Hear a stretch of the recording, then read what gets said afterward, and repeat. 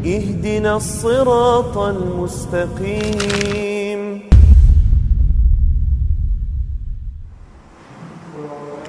Bismillahirrahmanirrahim. Assalamualaikum warahmatullahi wabarakatuh. Alhamdulillahi rabbil alamin, wal aqibatu lil muttaqin, wala udwana illa 'alal zalimin. Asyhadu an la ilaha illallah wahdahu la syarikalah, ilahul awwalina wal akhirin, wa asyhadu anna Muhammadan abduhu wa rasuluh as-sadiqul amin, sallallahu alaihi wa ala alihi wa sahbihi wa man tabi'ahum bi ihsanin ila yaumiddin wa sallama tasliman katsira, amma ba'd. Ma'asyiral muslimin wal muslimat, al musyahidin wal musyahidat, al mustami'in wal mustami'at, para pemirsa, para pendengar yang dirahmati dan dimuliakan oleh Allah. Alhamdulillah bi ni'matihi tatimmus shalihat.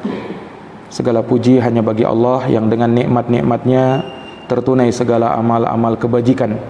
Salawat dan salam semoga tercurahkan selalu kepada junjungan kita Nabi Agung, Nabi besar Muhammad sallallahu alaihi wasallam, kepada keluarga, para sahabat, serta orang-orang yang senantiasa meniti jalannya sampai hari kiamat. Para pemirsa dan para pendengar yang semoga dirahmati oleh Allah, pada malam hari yang berbahagia ini, kembali dengan taufik dari Allah Subhanahu wa taala, kita dapat melanjutkan kajian kita dari pembahasan berkenalan dengan manhaj salaf, dan ini adalah bahagian yang ke-8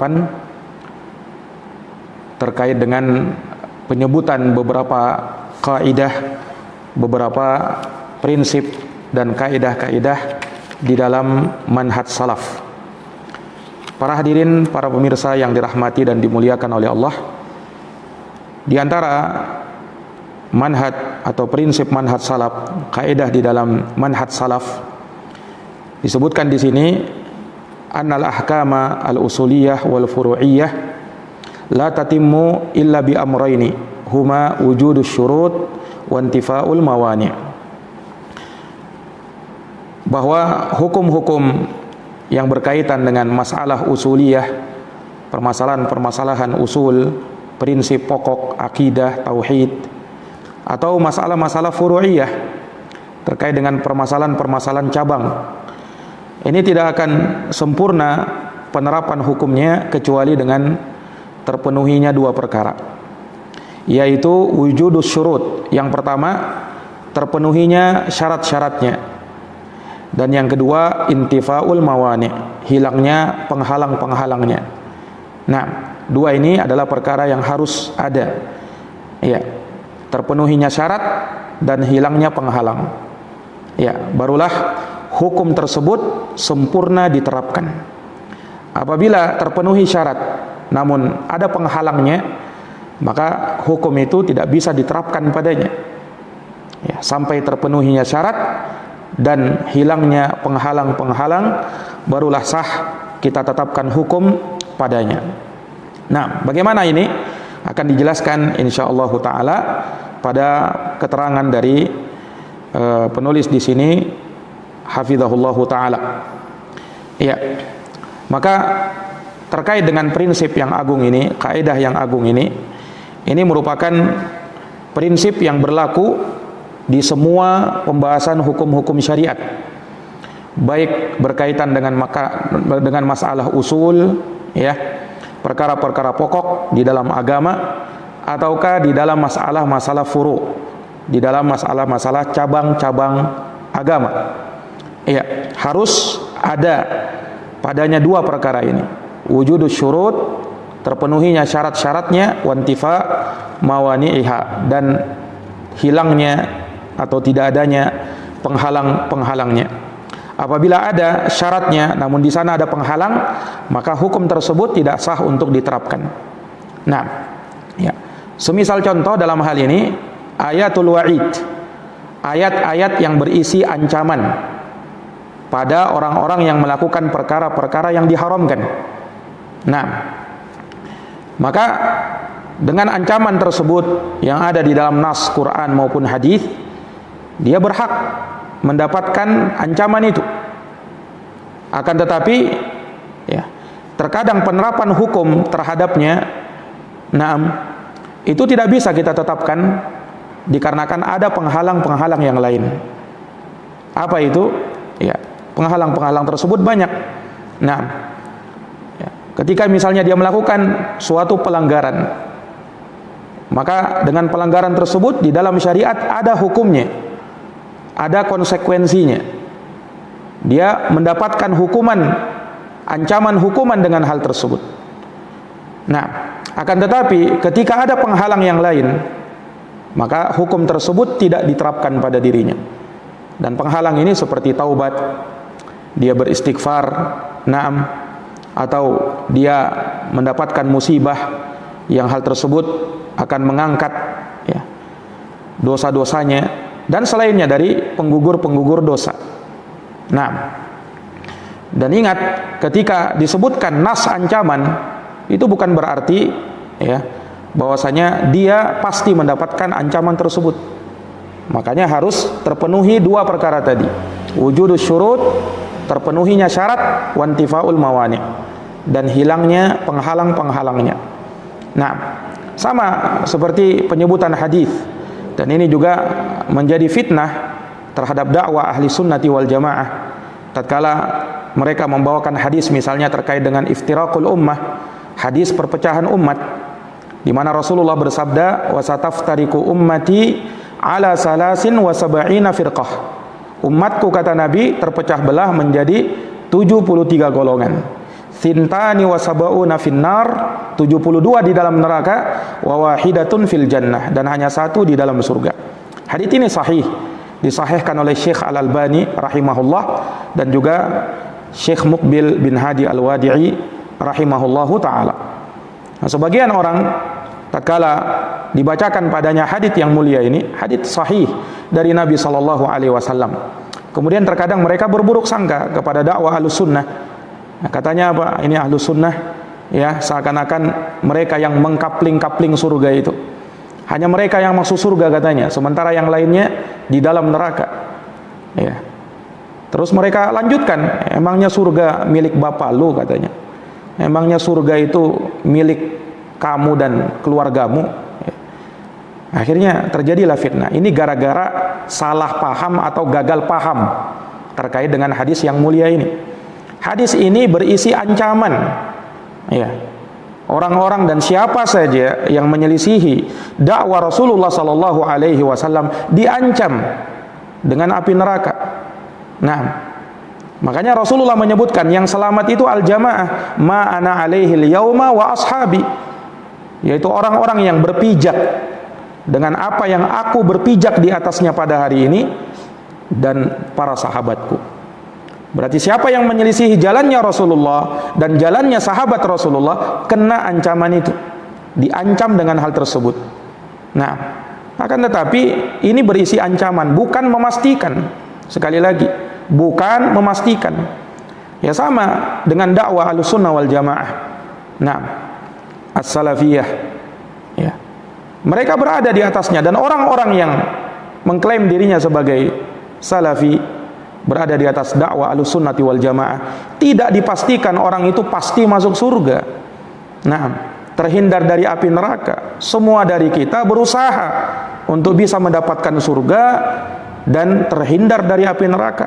Tapi bukan artinya ketika ada orang yang mengaku saya salafi, saya Ahlus Sunnah, kemudian dia mengklaim dirinya saya pasti masuk surga. Tidak. Ini janji. Siapa yang mengikuti jalannya Rasulullah sesuai dengan jalannya para sahabat, dia akan masuk surga. Itu janji Allah Subhanahu wa taala. Tapi apakah semua yang mengklaim seperti itu dia masuk surga? Belum tentu.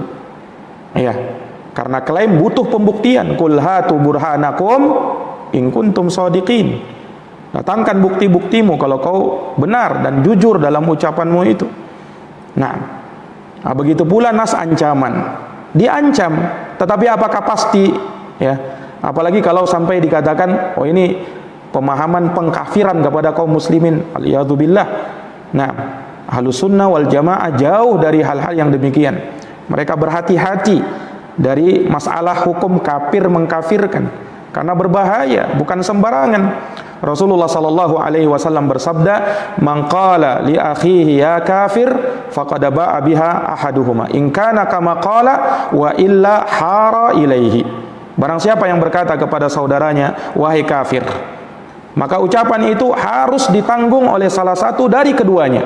Kalau benar, selamat yang mengucapkan. Tapi kalau salah, ucapan itu kembali kepada dirinya. Tidak sembarangan. Nah, makanya Ahlussunnah wal Jamaah jauh dari sifat yang seperti ini. Hanya tuduhan-tuduhan sebagian orang kepada dakwah yang mulia ini, ya akhirnya tersebarlah fitnah-fitnah yang diatasnamakan kepada dakwah Ahlussunnati wal Jamaah, dakwatus salafiyah. Para pemirsa, para pendengar yang dirahmati dan dimuliakan oleh Allah Subhanahu wa taala, makanya dari perkara yang harus kita pahami, ya hukum itu diterapkan apabila terpenuhi syarat dan hilang penghalang-penghalangnya. Nah, sama seperti sholat misalnya, ya harus terpenuhi syarat-syarat. Di antaranya taharah. Siapa yang ingin sholat tanpa taharah, maka tidak sah sholatnya. Nah, karena dia tidak melaksanakan syarat dari syarat-syarat sahnya sholat. Ya. Nah, kalau di dalam manhaj ini lebih luas lagi, perkara yang berkaitan dengan takfir, tabdi', ya, kemudian tafsiq. Ini dari permasalahan-permasalahan yang banyak menimbulkan fitnah dan banyak orang yang tidak memahami perkara-perkara yang seperti ini. Akhirnya terjadilah iftiraqul ummah, terjadilah perpecahan di tengah-tengah umat. Naam, ya, dikarenakan sebagian orang-orang yang kurang memahami dalil-dalil dari Al-Quran ataukah sunnah Nabi Sallallahu Alaihi Wasallam. Maka sekali lagi dari prinsip dan mauqif ahli sunnati wal jamaah, sikap ahlu sunnah wal jamaah yang berjalan di atas manhaj salafus saleh, naam, ya, dalam permasalahan-permasalahan yang seperti ini, ya, mereka melihat, ya, sama terkait dengan hukum-hukum kepada ahlul bid'ah. Naam, ini bukan hal yang sembarangan, ya. Terkait dengan bid'ah itu sendiri atau ahlul bid'ah itu sendiri, mereka tidak berada dalam satu tingkatan, ya. Ada tingkatan yang parah. Nah, ini yang disebut oleh para ulama bid'ah takfiriyah, bid'ah yang bisa mengkafirkan pelakunya ketika dia mengucapkan atau melakukan perbuatan yang mengkafirkan dirinya dan telah terpenuhi syarat-syaratnya, hilang darinya mawani', penghalang-penghalangnya. Nah, itu juga harus diterapkan. Kalau tidak ada terpenuhi syarat misalnya tetapi ada penghalangnya, maka tidak bisa diterapkan hal yang demikian. Dan ini dari perkara yang dipahami dan dijabarkan oleh para ulama ahlus sunnati wal jamaah terkait dengan masalah ini. Orang yang mengucapkan ucapan kekafiran misalnya, itu tidak langsung dikatakan dia kafir. Nah, ya, makanya dikisahkan, ya, orang yang dia kehilangan ontanya itu, ya, dia mengadakan safar perjalanan di padang pasir, merambat padang pasir. Kemudian dia berbekal, ya, dia taruh bekalnya di atas ontanya. Nah, suatu ketika hilang ontanya. Berikut perbekalannya, dia cari ke sana kemari, dia tidak dapatkan. Dia sudah pasrah, kemudian berbaring. Dia saking capeknya, dia tertidur di situ. Tatkala dia bangun, ya, dia melihat ontanya berikut perbekalannya ada di hadapannya. Maka dia gembira, sangat senang. Saking gembiranya dia mengucapkan, Allahumma anta abdi wa ana rabbuk. Ya Allah, engkau adalah hambaku dan saya adalah Tuhanmu. Ini ucapan orang ini. Ini kan ucapan kekafiran ini. Tetapi dia mengucapkan itu tanpa sadar. Ya, kata Nabi SAW, akhta'a min syiddati farahi. Orang ini salah ucap gara-gara saking gembiranya. Orang kalau sudah senang, suka, gembira, ya kadang ucapannya tidak sadar dia. Orang ini tidak dikafirkan, ya, karena hanya salah ucap saja. Walaupun zahirnya ucapannya kekufuran. Masa mengatakan Allah adalah hambanya, saya adalah Tuhannya, ini kan kekafiran. Tetapi ketika ada penghalangnya di situ, maka tidak bisa diterapkan hukum kafir.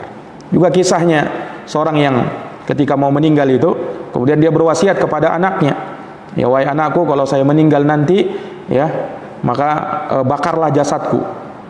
Ketika sudah jadi abu, ya, kamu hamburkan ke lautan. Ya. Kamu hamburkan. Kenapa dia berbuat seperti itu? Dia berkata, "Wahai anakku, ya, aku takut kalau nanti Allah mampu membangkitkan aku, Allah akan menyiksa dan mengazab aku karena dosa-dosaku." Maknanya seperti itu. Maka bagaimana orang ini? Akhirnya Allah berfirman, "Wahai ya, lautan, kumpulkan apa yang kau dapatkan." Kemudian tiba-tiba orang ini berdiri di hadapan Allah. Allah bangkitkan dia. Allah tanya, "Kenapa kau berbuat seperti itu, wahai hambaku?" Orang ini mengatakan, alasannya apa?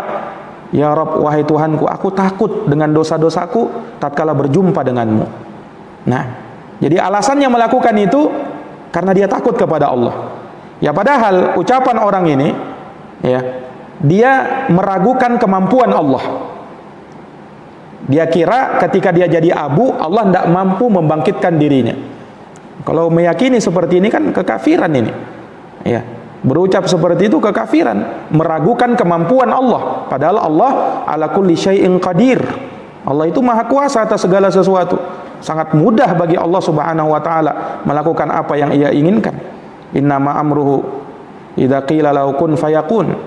Allah Subhanahu wa taala apabila menginginkan sesuatu, ya, maka Allah Subhanahu wa taala tinggal mengatakan jadilah, maka terjadilah. Innama amruhu idza arada syai'an ayyaqula lahu kun fayakun. Ini para pemirsa yang dirahmati oleh Allah. Jadi orang ini akhirnya diampuni oleh Allah Subhanahu wa taala. Diampuni. Ya. Kenapa dia berkeyakinan atau mengatakan ucapan kekafiran tapi justru diampuni?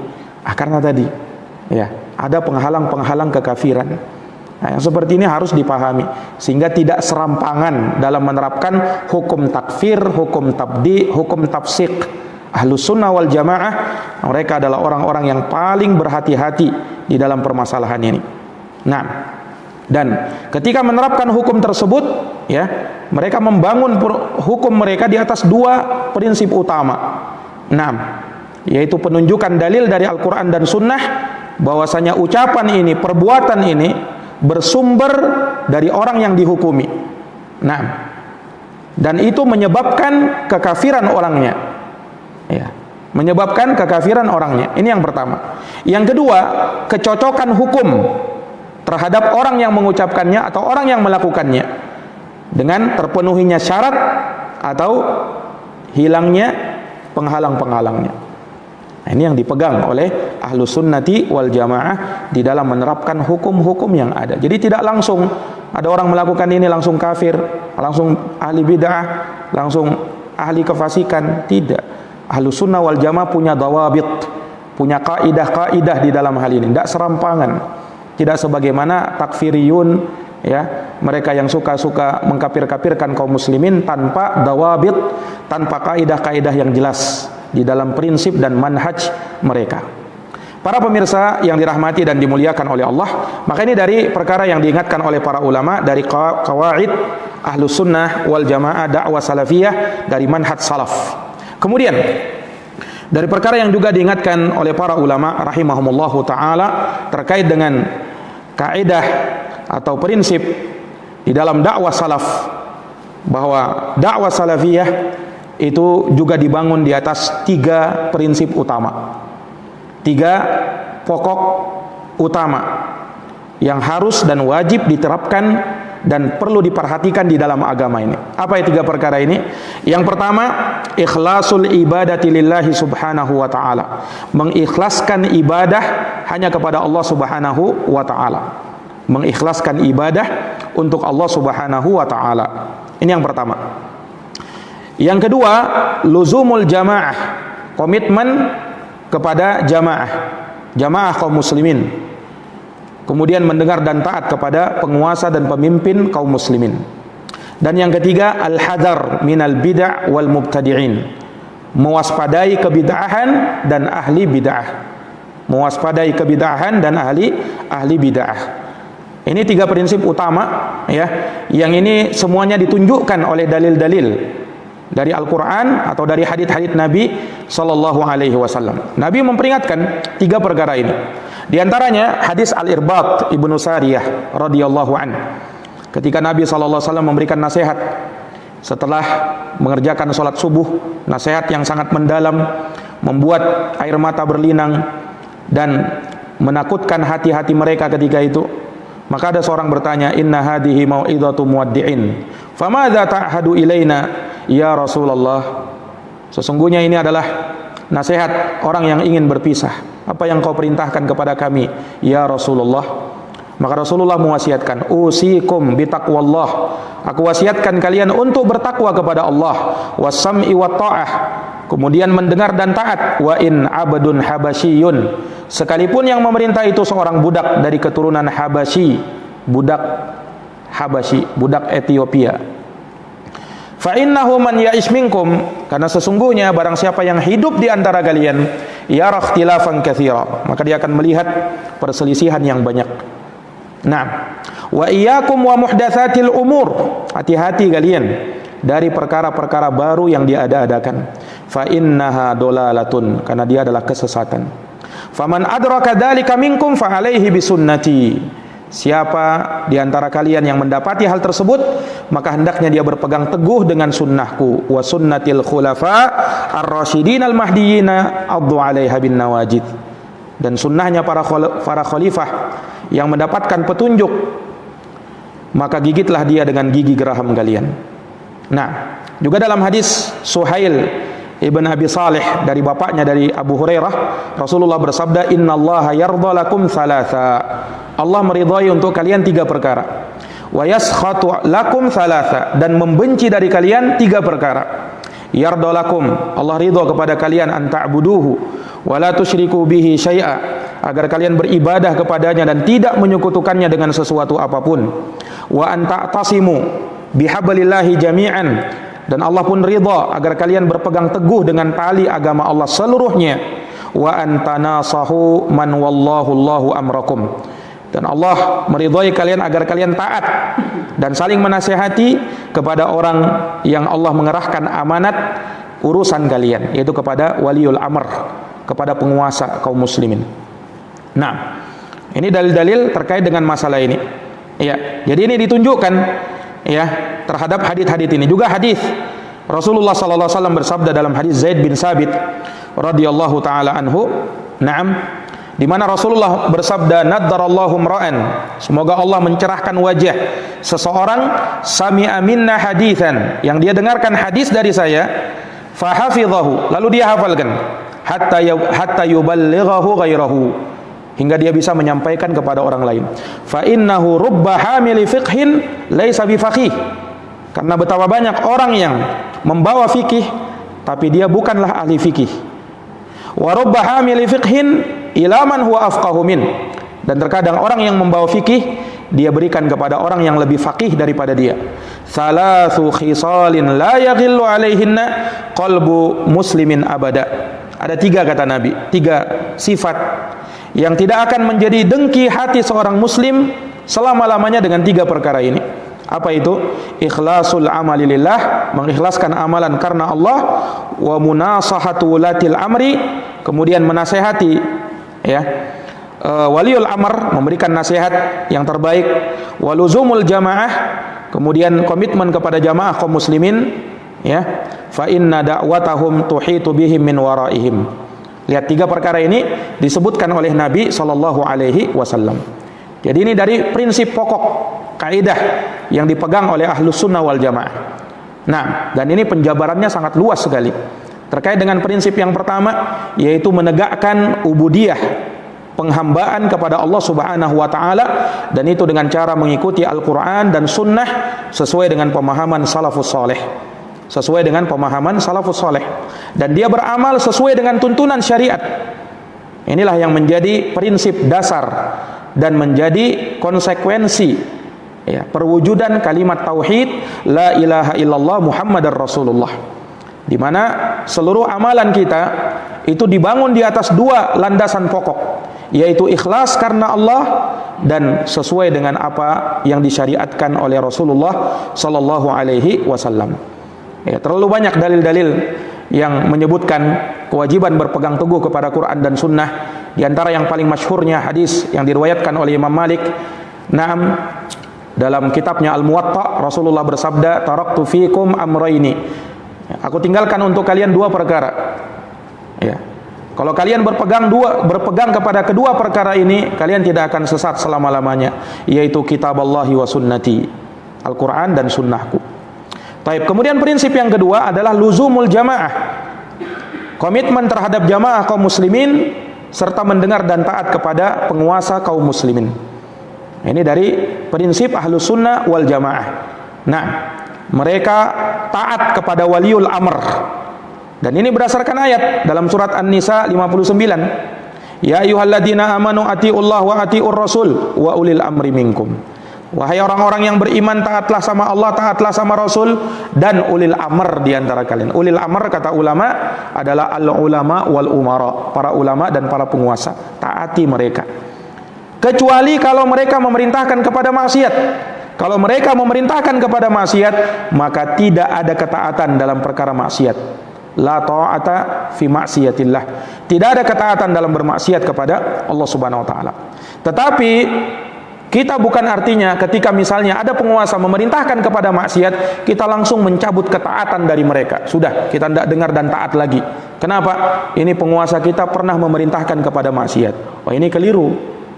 Maksudnya kita tidak boleh taat dalam perkara maksiat yang dia perintahkan, itu saja. Dalam perkara yang lain yang mereka memerintahkan kepada kebaikan, maslahat bagi kaum muslimin, tetap ditaati. Tetap ditaati. Ada sebagian orang yang keliru dan salah memahami.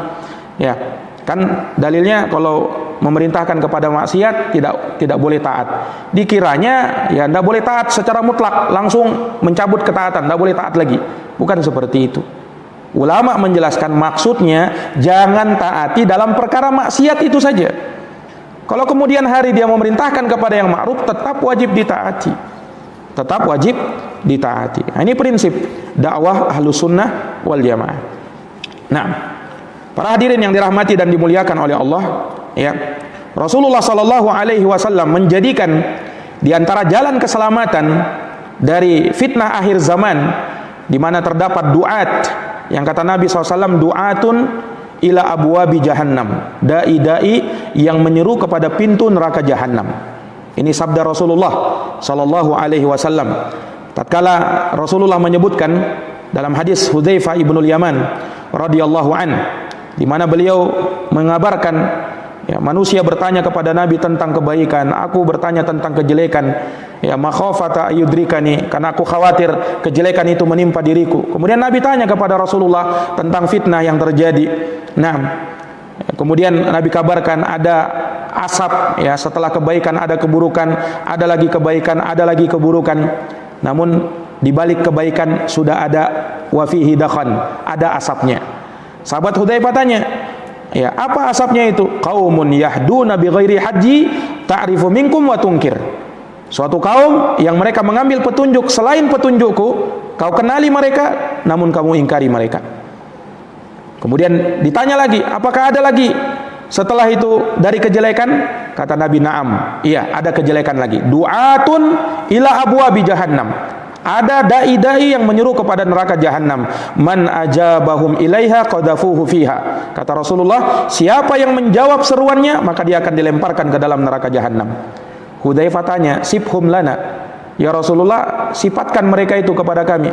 Maka Rasul mengatakan, hum min jildatina wa yatakallamuna bi alsinatina. Mereka itu dari kulit kita, berbicara dengan bahasa kita. Kemudian Hudzaifah tanya, fama ta'muruni in adrakani dzalika? Apa yang kau perintahkan kepadaku ya Rasul, kalau aku mendapati yang seperti itu? Nah, lihat wasiatnya Rasulullah, talzam jama'atal muslimin wa imamahum. Komitmenlah terhadap jamaah kaum muslimin dan imam kaum muslimin, penguasa kaum muslimin. Lihat, jadi Rasulullah menjadikan ketaatan kepada penguasa sebagai jalan keluar dari api fitnah. Sebagai jalan keluar dari api fitnah. Nah, dan perhatikan juga Rasulullah sallallahu alaihi wasallam mewajibkan taat, mendengar dan taat kepada penguasa walaupun dia berbuat zalim. Yang bilang siapa? Yang bilang Rasulullah sallallahu alaihi wasallam, bukan kita. Rasul mengatakan, yakunu ba'di a'immatun, akan datang sepeninggalku para penguasa-penguasa, la yahtaduna bihudaya, yang dia tidak mengambil petunjukku, wala yastannuna bi sunnati, tidak mengambil sunnahku, wa sayaqumu fihim rijalun, akan ada orang-orang yang qulubuhum qulubus syayatin, hati mereka seperti hati-hati syaitan, fi jusmanil ins, namun berada dalam jasad manusia. Nabi kabarkan begitu, ada penguasa begitu. Lalu Nabi ditanya, kaifa asna'u ya Rasulullah in adraktu dzalik? Apa yang aku harus perbuat ya Rasul kalau aku dapati zaman yang seperti itu? Apa kata Rasulullah? Lihat, subhanallah. Ini mungkin jawaban Rasul ini tidak terpikir oleh sebagian orang di zaman sekarang ini. Rasul mengatakan, tasma'u wa tuti' lil amir, dengar dan taat kepada penguasamu. Wa in duriba dhahruka wa ukhida maluk, sekalipun punggungmu dipukul dan sekalipun hartamu diambil, fasma' wa ati', dengar dan taat. Ini hadis riwayat Imam Muslim di dalam kitab sahihnya. Ini berat ini bagi sebagian orang. Oh, masa kita juga harus mendengar dan taat walaupun seperti ini? Ini wasiatnya Rasul sallallahu alaihi wasallam. Karena sebagian orang ya pengennya apa? Khuruj alal hukam, ingin keluar dari ketaatan kepada penguasa, memberontak, tidak mau lagi mendengar dan taat, apalagi sampai menjelek-jelekkan penguasanya. Rasulullah SAW berwasiat tidak seperti itu. Ketika Nabi ditanya, ya Rasulullah, apakah kita perangi saja mereka? Apa kata Rasul sallallahu alaihi wasallam? La ma aqamu fikumus shalah. Tidak, selama mereka masih menegakkan salat. Selama mereka masih muslim, selama mereka masih salat, jangan diperangi. Jangan kau cabut ketaatan dari penguasamu. Ya. Kita tidak boleh mendengar dan taat kalau dia memerintahkan kepada maksiat. Hanya itu saja. Tetapi dalam perkara yang lain tetap as-sam' wa ta'ah. Prinsip ini harus ada, mendengar dan taat kepada penguasa.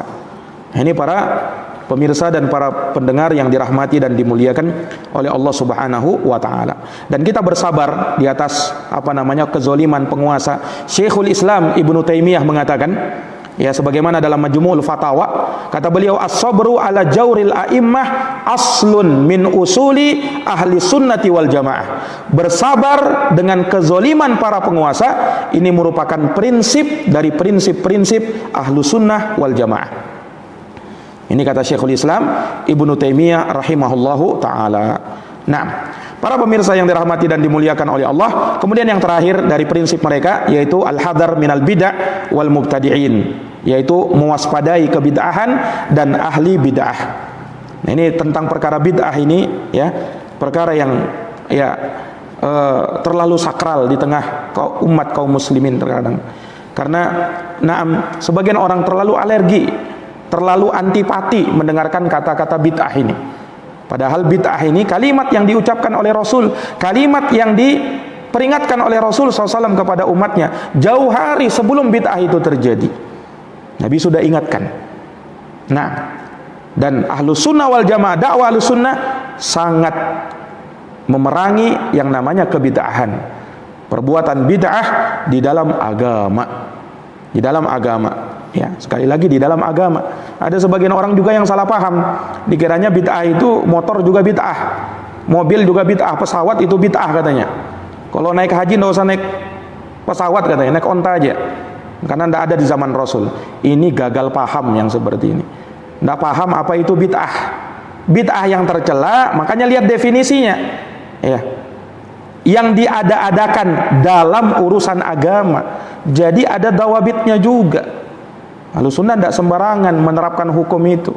Nah, ada sebagian orang ya, mereka ini Ahlussunnah ini, dakwah salafi ini ya, cukup hafal hadis tentang bid'ah saja sudah jadi dai salafi katanya. Cukup hafal apa? Hadis tentang bid'atin dolalah, kullu bid'atin dolalah. Ya, dikiranya dai Ahlussunnah cuman hafal hadis itu aja. Nah, Allahul musta'an. Nah, ini tuduhan-tuduhan kepada dakwah Ahlussunnati wal jamaah. Mereka memerangi kebid'ahan dan berhati-hati dari perkara bid'ah dan ahlul bid'ah. Nah, mereka memperingatkan umat darinya. Kenapa? Nah, ini bagian dari amar ma'ruf nahi mungkar. Sebagian orang menyuruh kepada amar ma'ruf, tetapi terkadang nahi mungkarnya ditinggalkan. Kita juga harus mencegah umat dari kemungkaran. Imam Ahmad pernah ditanya, ar-rajulu yasumu wa yusalli wa ya'takif ahabbu ilaika aw yatakallam fi ahlil bidah. Ada orang, wahai Imam Ahmad, ini Imam Ahmad ditanya, dia puasa, dia sholat, dia iktikaf, itu apakah lebih kau sukai atau ketika dia mentahdzir ahlul bid'ah, berbicara tentang ahlul bid'ah, yang mana yang kau sukai Imam Ahmad? Imam Ahmad ditanya, kata Imam Ahmad, idza shoma wa shalla wa takaf fa inna ma huwa li nafsih. Kalau dia cuma sholat, puasa, iktikaf, pahalanya untuk dirinya sendiri. Wa idza takallama fi ahlil bid'ah, tapi kalau dia berbicara tentang ahlil bid'ah, memperingatkan umat dari ahlil bid'ah, fa inna ma huwa lil muslimin hada afdal. Ini untuk kaum muslimin, manfaatnya lebih merata, ini lebih utama, kata Imam Ahmad. Mentahdir ahlul bid'ah menurut Imam Ahmad lebih utama daripada sholat, puasa dan apa? Sholat, puasa dan iktikaf. Nah, ini menunjukkan manhaj. Jadi jangan anti dengan tahdir mentahdir. Ya, Ahlussunnah di tengah-tengah. Tidak juga serampangan dalam tahdir itu. Semuanya orang ditahdirnya, tidak juga begitu. Tapi jangan juga anti dengan tahdir ini. Ada sebagian orang langsung mengatakan ini jamaah tahdir ini, suka mentahdir-tahdir orang ini. Seakan-akan anti dengan itu. Subhanallah. Nah, kalau kita melihat bagaimana para imam kita, mereka juga menerapkan hal yang demikian, tetapi sekali lagi dengan kawaid, dengan ilmu, tidak serampangan. Dengan ilmu mereka berbicara, mereka diam dengan ilmu, mereka diam. Begitu Ahlus Sunnati wal Jamaah. Nah, ini para pemirsa yang dirahmati dan dimuliakan oleh Allah Subhanahu wa taala. Maka demikian, ya dengan ini ya insyaallah taala kita anggap selesai pembahasan terkait dengan berkenalan dengan manhaj salaf sampai 8 episode ya. Mudah-mudahan bermanfaat dan mudah-mudahan dengan ini kita semakin mengenal bagaimana dakwah Ahlus Sunnah wal Jamaah, dakwah salafiyah, dan bagaimana manhaj salaf yang sesungguhnya, yang berdiri di atas Al-Quran dan sunnah Nabi Sallallahu Alaihi Wasallam sesuai dengan para pemahaman para sahabat, para tabi'in, para atba'ut tabi'in. Ahlus Sunnah wal Jamaah dakwah salafiyah tidak lain dan tidak bukan menggambarkan Islam itu secara utuh, Islam itu secara murni. Mereka bukan kelompok atau aliran tersendiri di dalam Islam, tidak. Itu hanya pensifatan. Mereka bukan golongan, mereka bukan aliran, mereka tidak punya pemimpin, ya. Mereka tidak punya organisasi tertentu yang kalau mau masuk ke dalam dakwah salafiyah harus mendaftar dulu, harus menyerahkan sejumlah uang dulu. Enggak. Kapan siapa saja, di mana saja orang berpegang teguh kepada Al-Quran dan sunnah Nabi SAW dengan pemahaman salaf, dengan pemahaman sahabat, maka merekalah Ahlus Sunnah wal Jamaah, merekalah yang berpegang di atas manhaj salaf. Nah, demikian, semoga bermanfaat. Hadanallahu wa iyyakum ajma'in. Subhanakallahumma wa bihamdika asyhadu an la ilaha illa anta astaghfiruka wa atubu ilaik. Walhamdulillahi rabbil alamin. Wassalamu alaikum warahmatullahi wabarakatuh.